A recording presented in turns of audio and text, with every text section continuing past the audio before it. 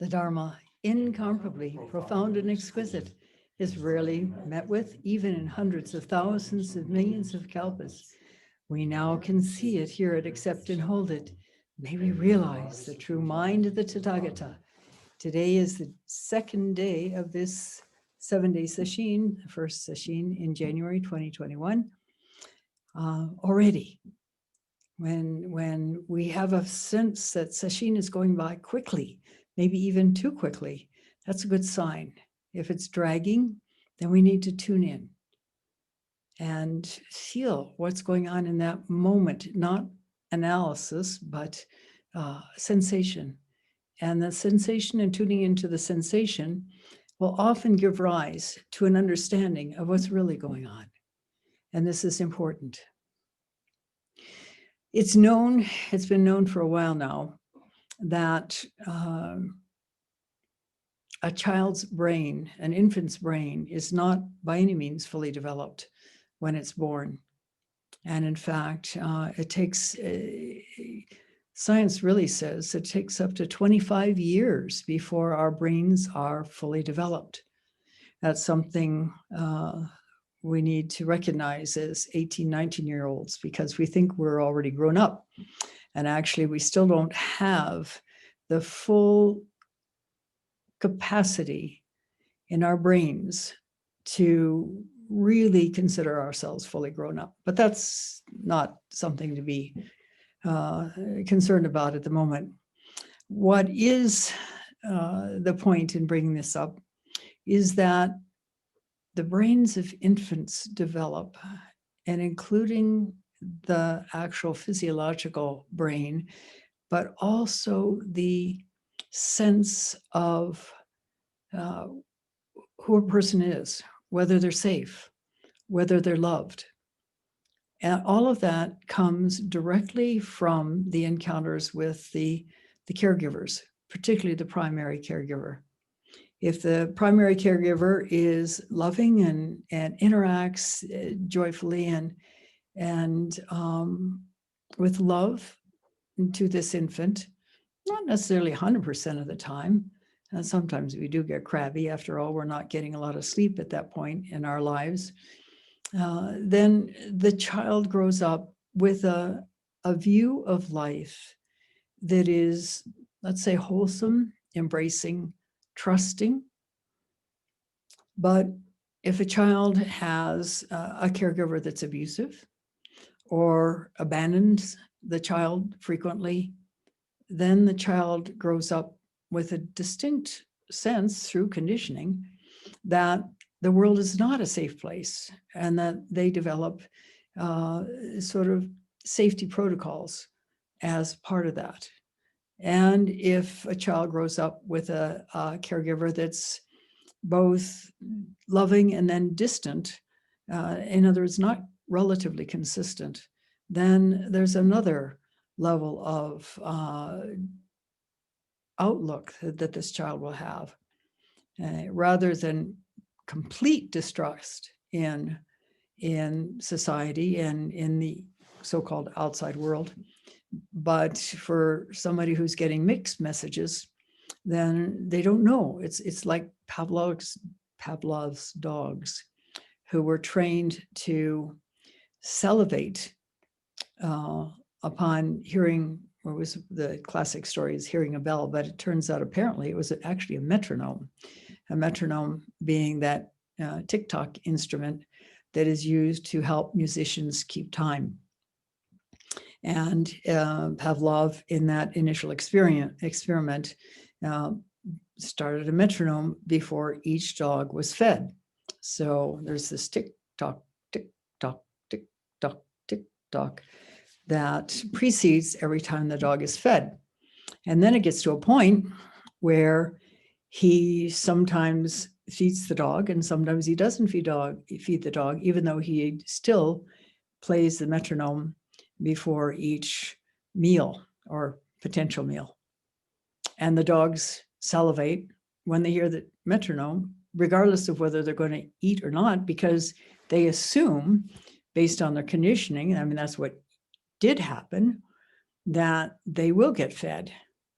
And even though there are times when they don't get fed, even though the metronome is ticking away, they still anticipate that they will get fed.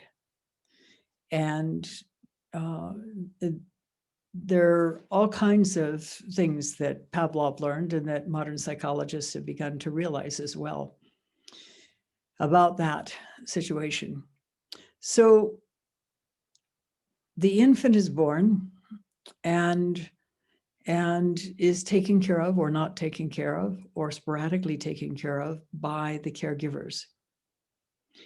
It's interesting to note that even for people who grow up in adverse circumstances, say a very bad part of a city where there's a lot of crime and violence, if they have one person in their life, and it doesn't have to be their parent, assuming there is a parent that is in place, it could be an older friend, it could be a teacher who is clearly caring about them, clearly there for them, relatively unconditionally.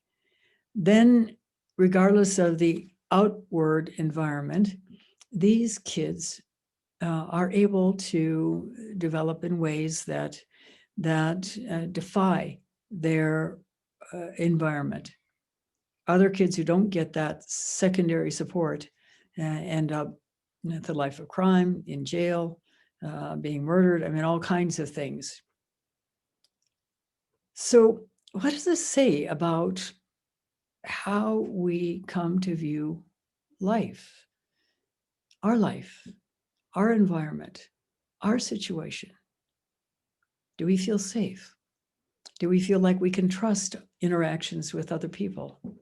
Or are we suspicious? Most of us, probably all of us, know people who fit in all of these categories, really. And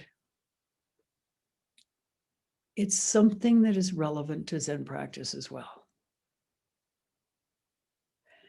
Let me share something that may initially seem unrelated from this book, 7.5 Lessons About the Brain, by Lisa Feldman Barrett.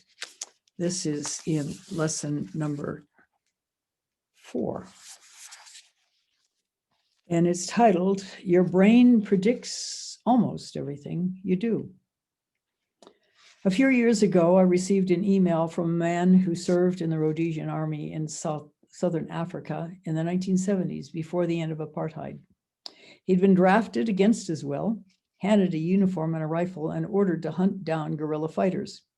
To make matters worse, before the draft, he'd been an advocate for the same guerrillas that he was now required to treat as an enemy. He was deep in the forest one morning, conducting practice exercises with his small squad of soldiers, when he detected movement ahead of him.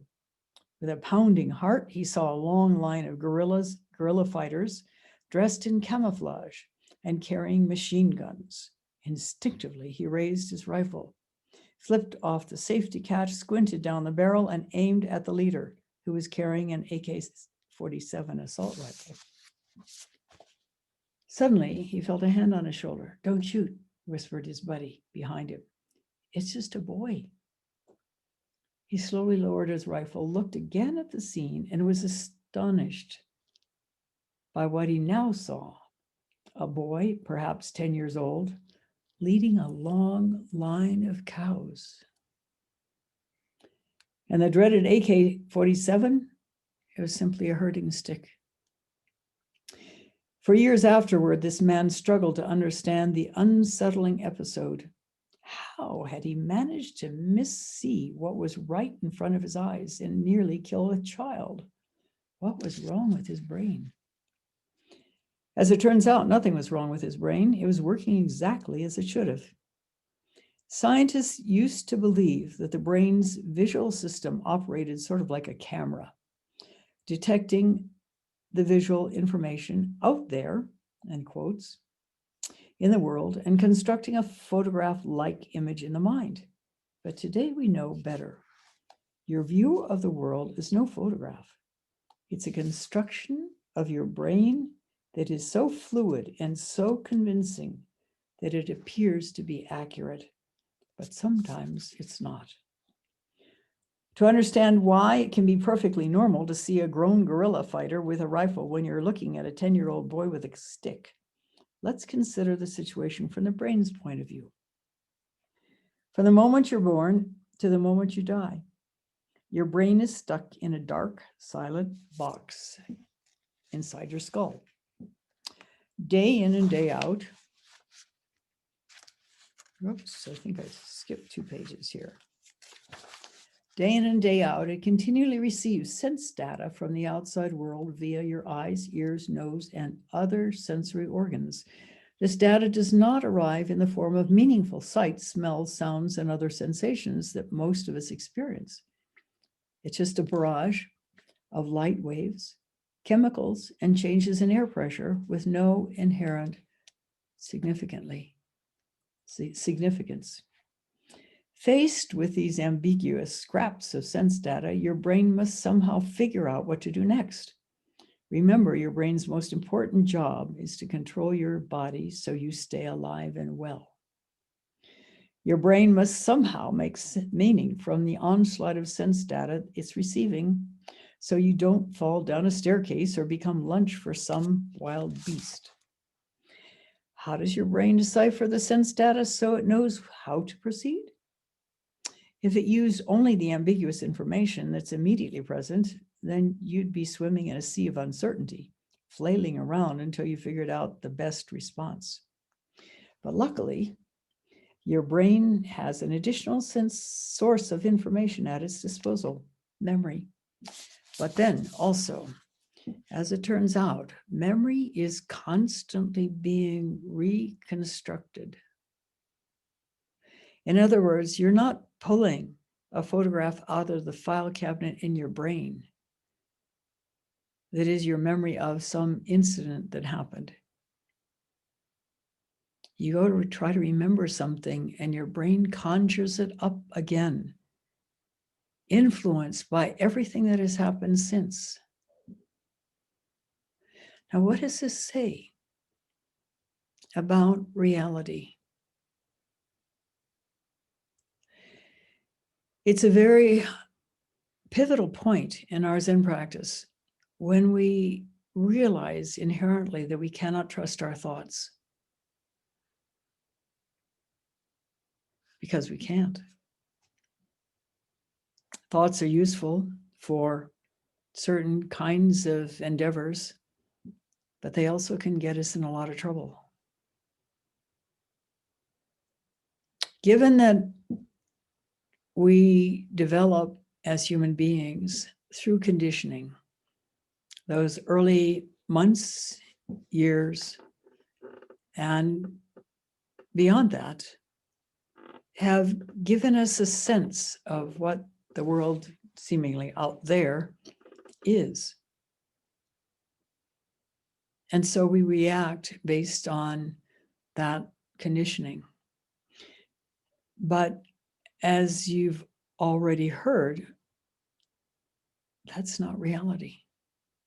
That's what the brain has come up with as a picture in order to try to keep you safe and alive. So what is the truth? This is our fundamental question in Zen practice.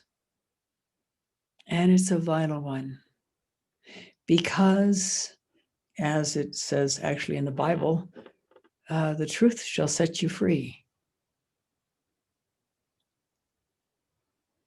So you're not caught in that situation that young Rhodesian man was, mistaking a line of cows and a kid for a line of guerrillas with submachine guns.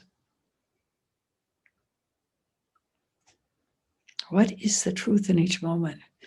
When we reach a point, and this is a level of awakening, where we realize that, again, what we think is not by any means necessarily the truth. That we are driven by habit pattern, by conditioning.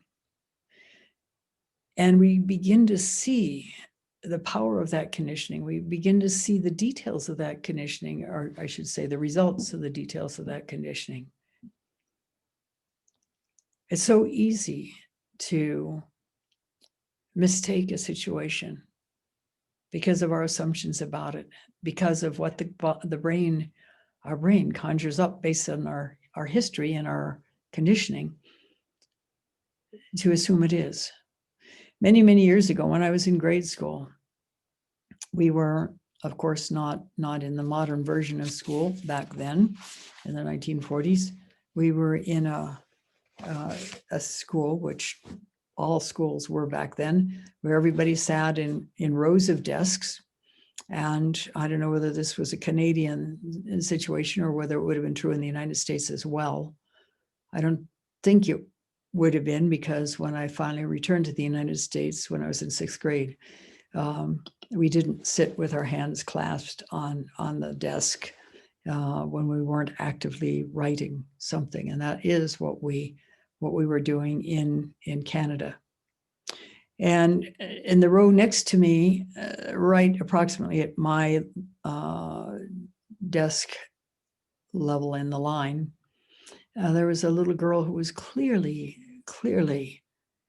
in anguish, let's put it that way. And her skin was all mottled with what I now recognize was psoriasis. And she was very shy and really kept to herself, and had the vibe of being someone, like I say, in anguish. She was probably abused, though I have no way of knowing that. That was just her vibe. And so in a gesture of, I didn't think about it. I just reached out to touch her, to let her know she had a friend.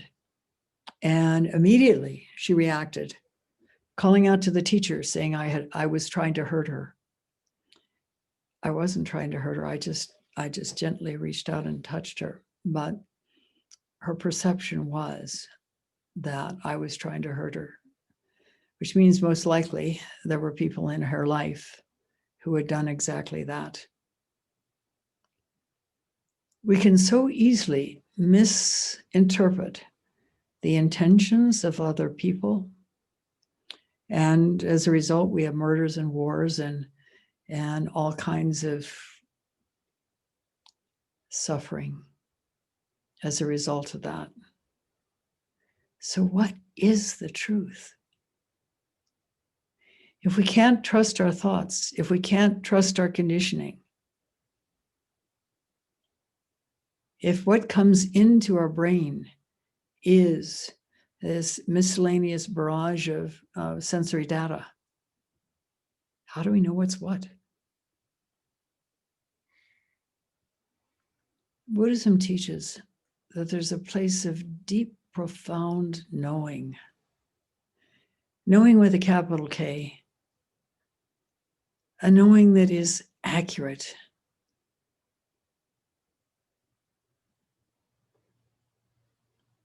And is true. And seeing through our conditioning, little by little, as we continue to do our Zen practice, which is what that Zen practice is so effective with, although it takes time. Sometimes it takes a long time.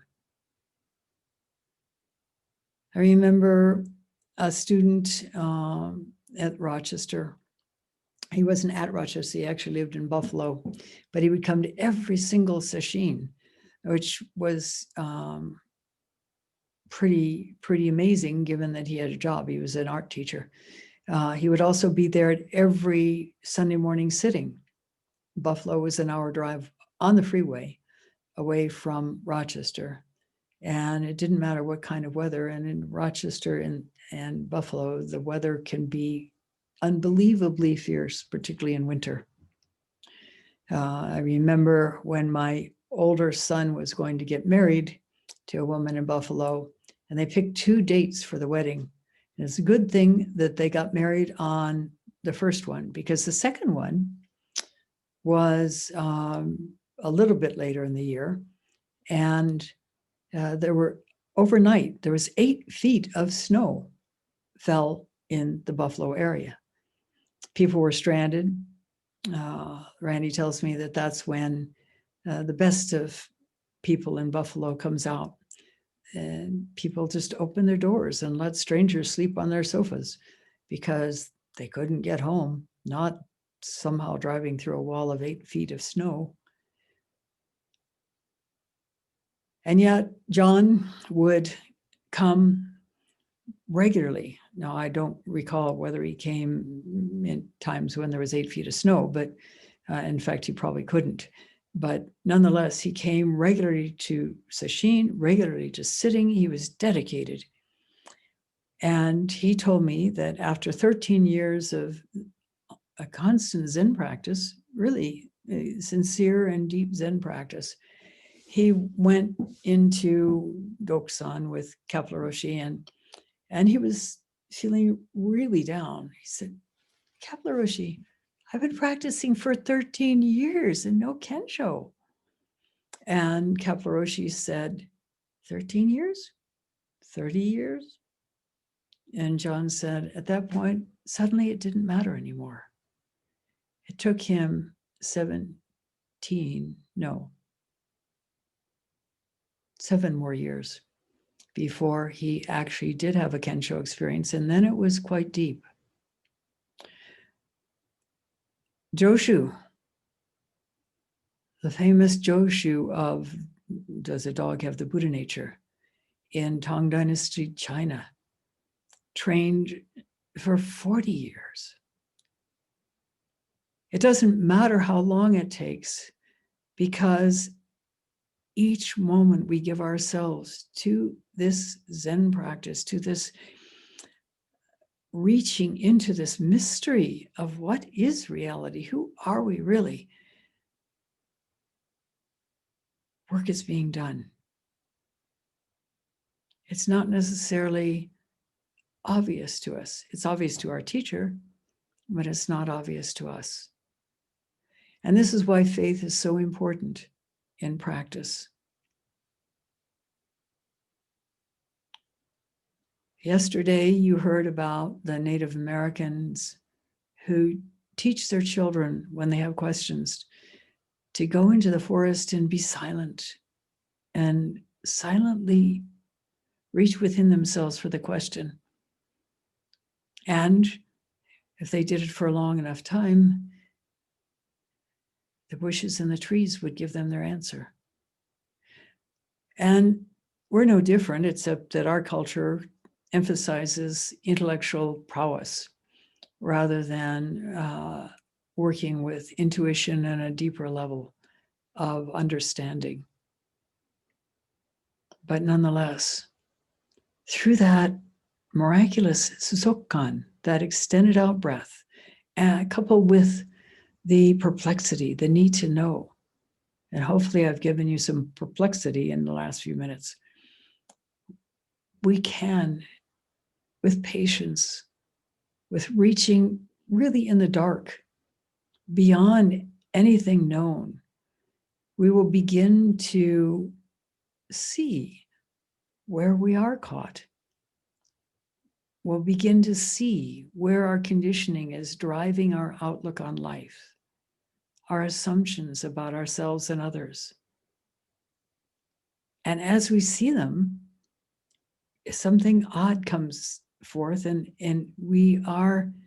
it's like we see through them, and they no longer have any value. They have no longer any status. They have no longer any clout, because we've seen that they're basically a bunch of stories, that they're not real.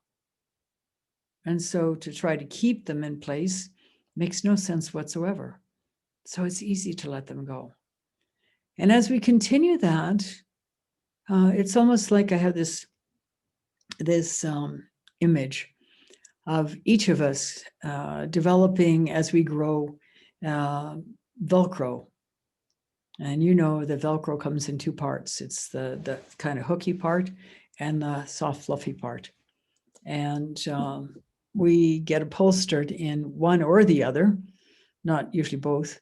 And then every time we run into somebody else or something else that has the other kind, ooh, zip, we're stuck, we're attached. And it's as if Zen practice is gradually peeling off the Velcro.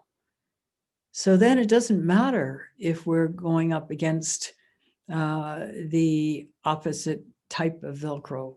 It has nothing to cling to.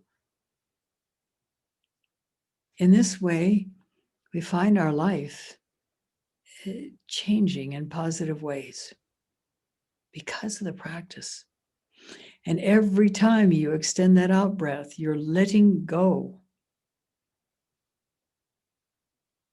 assumptions, ideas, stories, the self-image, at least momentarily, and opening little by little to something deeper, clearer, freer. That is what our practice offers us. And if it didn't work, and if it wasn't worthwhile, it would not have prevailed for more than 2,500 years. The results are proven, and the only thing we have to be concerned with is just doing the practice. To have faith that if we keep going, it will be revealed. And then we keep going beyond that, and that too reveals a different, deeper layer, a more subtle layer. And we keep going deeper and deeper and deeper. And as far as I have experienced in my life, there's no end to it, which may sound depressing, but it's not. It's so liberating. My goodness, if I've realized what I've realized this far, what more can I become free of if I just keep working? Because the freedom is real. Of course, that work involves not just seeing through where we're caught, but also making sure that we don't reinvest in those caught places, that we work seriously on what's called the long maturation, which starts, it can start even before you set your first cross-legged position on a cushion or sit in a chair. But it's about when you have an insight into your behavior, not to deny it, not to shove it under the carpet, but to own it, to feel it. And in that feeling of remorse and regret, it's almost as if there's an innate vow not to continue that way of being. And it's much easier than just simply trying not to do something. If we see it first with a depth of realization that brings forth that regret and that remorse, then it's so much easier to just not go there. And that's also a vital part of practice. So at a certain point in our morning chanting, the dedication, the echo is this universe existing everywhere yet nowhere. How like a dream it is. Because it is. So what is the real reality? What is this profound truth that centuries of teachers, millennia of teachers, have experienced themselves and taught how to experience yourself? We can do it. And it's so worth it. So now we're down to 5 more days of sitting. It's enough. to get a really good running start into letting go. And all of you who are joining in at this point, although I don't know, because I don't know how many people from Turtleback Zendo are joining in, whether there are any beginners or not. But everybody whose name is on the screen is experienced in Zazen and has already made headway. So keep it going. Become truly free, because you can. Thank you for listening. We'll stop now and recite the 4 vows.